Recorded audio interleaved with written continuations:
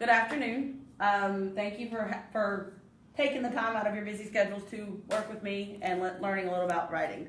My name is Charlene Rivera. We're going to talk today about writing the right. Okay, so we have students that we work with daily in language arts, in reading, and in writing. Writing is specifically a problem area for some students in the 6th grade because they're going from a lower level of writing to a higher level of thinking. We're going to look at this PowerPoint, and if I can get, you know what, I'm just going to hit behind here because I don't know the buttons. But we'll look at some things through PowerPoint so that you guys can help your students become better writers.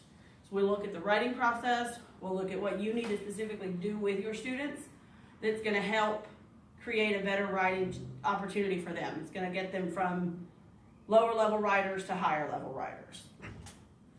The first thing we're looking at is the first draft. We want to make sure that our rough drafts we want to make sure that our drafts with our students are, the rough drafts aren't so polished. You want to work from something where you're starting, you can polish.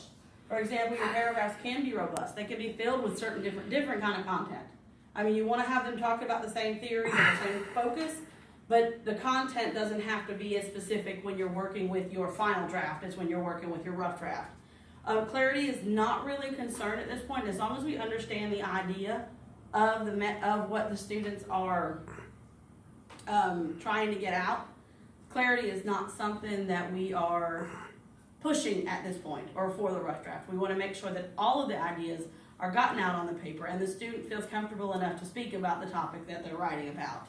Whether it be a narrative, whether it be a poem, whatever the writing happens to be. Let them have fun at this time. Let them be creative. Let them work, but not feel like it's hard work. When you're wanting a child to learn how to write, you want them to love it. So if you have a child who says, oh, I've got to work really hard on the rough draft, so what's the point of me moving on? You've got to focus on letting that child love what they do. Any athlete or anybody in any position wants to love what they're doing before they really work hard at it. Because anything you're going to work hard at, you're going to want to love. You're going to love to do first. So that's what we want to focus on with the kids. 6th grade and what they need to know. A lot of the times, and this happened today in the classroom.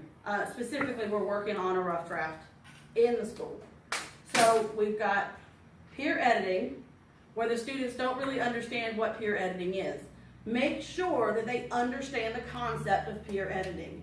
If you have a student who is focused on just reading through it and getting it right, or helping out their friend just to get a signature, then we need to reevaluate what they understand about peer editing. You want to group students that are higher than their current level. For example, there's a teacher in here who's an AIG teacher, right there. But she has students who are already on a higher level of thinking. You want to push them even further. And at that point, you may want to sit with them and edit their rough draft with them. Some of the ones that have gotten a little bit further in advance, you may want to sit there and show them specifically what to do. Now, after the point of peer editing, you'll have them self-edit. This is something that I do with my students because I know that it gives them the option to reread out loud. Now, they don't have to, you don't want them to read, now you don't want them to scream it because that's just not going to be conducive to the environment. But you want them to look at what they're reading. So once their peers have edited it, and I would have mine at this point rewrite it, and then you'd have them self-edit. I am a firm believer in 2 to 3 rough drafts. As a student, I would end up writing 3 or 4, but that's because I love to write, but because somebody implanted that love in me. We want to teach the kids to love it. After they've self-edited, that's when they get to move on from the rough draft. Make sure that they're aware when they are peer editing and self-editing that there's basic punctuation skills. You want to work on the student's schema. You want to understand what they already know. Do they know that periods go at the end of sentences? Most 6th graders at this point do. Special education students may be a little bit different. You may have to you may have to adapt what you're teaching and how you're teaching. You want to make sure that they know that the content, at this point, when you're looking at the rough draft, you want to make sure the content is clear, concise, to the point, but yet creative if you're looking at a narrative. Make sure that you're sitting with the students, you're following up on the students, and they know that you care. Again, we've talked about looking at the writing process. Peer editing, self-editing, and a final draft. I'm not, like I said today, I'm not going to focus as much on the final draft as I am on the rough draft. Students need to, in anything, again, I refer to sports because I like sports, but in anything, you should practice harder than you play. So by the time they get to their final draft, it should be easy. It should be easy at that point to copy. They shouldn't be making extra corrections. All they should be legitimately doing at that point is copying, and just copying it to the page. I prefer that my students do rough or final drafts in pen. That's a preference. That's whatever you want to do. Now, in front of you, you guys have work samples. So if you want to take a minute and peer at some of the students' work samples that you have, some of them are rough, or actually all of them are rough drafts, as this is something that we're going through.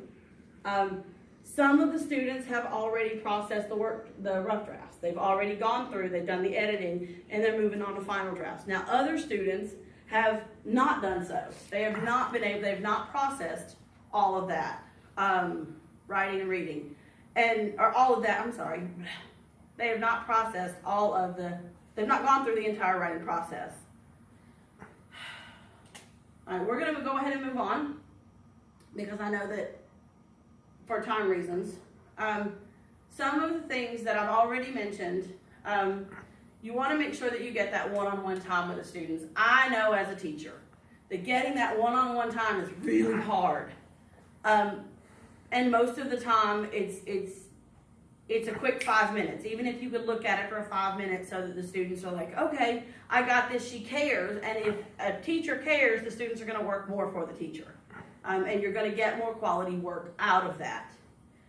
Make sure that you're signing off. If you've reviewed it, make sure that your student knows that you've looked over it, you've signed off on it prior to your final draft or their final draft. I think in truth, that is also, or that's in everything. You want to make sure that there's that love behind the work. It's going to create quality work, and it's going to, and I put elbow grease up here because I know that the kids are not used to that. They're not used to getting that extra elbow grease out of the work. But if they put it in by the end of the time, by the end of the writing, they will have a lot of that. They'll have the quality work that they're looking for. Now, rough draft highlights. So what we've looked about, oh, I'm sorry, I didn't ask y'all questions. Do you have any questions at this point? Go ahead. What would you specifically recommend to that students, or you have students include as far as when we're in the writing department? When you're in the writing process, I have something that because of my department, because I'm in special ed, I have what's called explicit teaching, which is basically they see the physical writing process out on my screen. So they know, they have that checklist. So they know that they've been through every step and they can see the light at the end of the tunnel if it's a struggle for them. I would recommend that they have something visual. If it's a student, and ARG students may not need that, but I know that on the other end of special ed, I know that they need that checklist so that they can say, okay, I've done the rough draft, I've got this, and they can put it in order so that they feel more comfortable. Any more questions?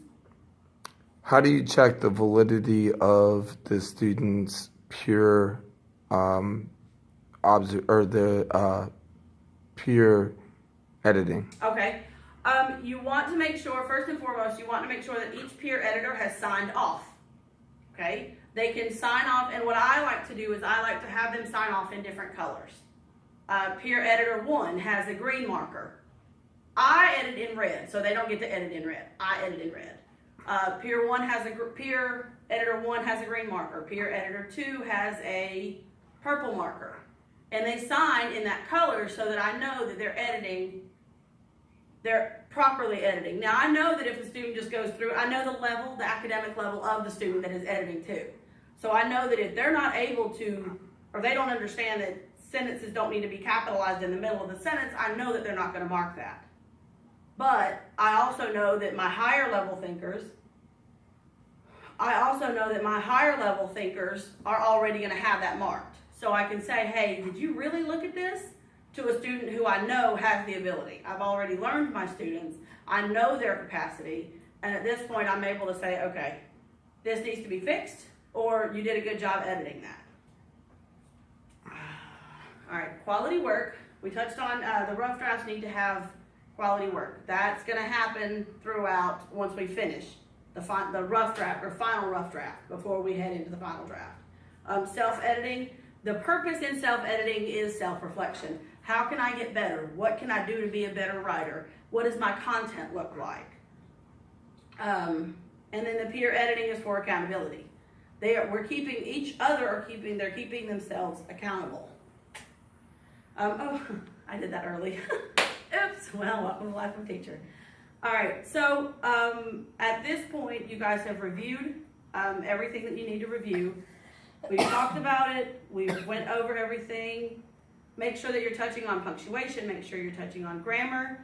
Make sure you are touching on content. And I think that's about it. Thank you so much. Have a good day.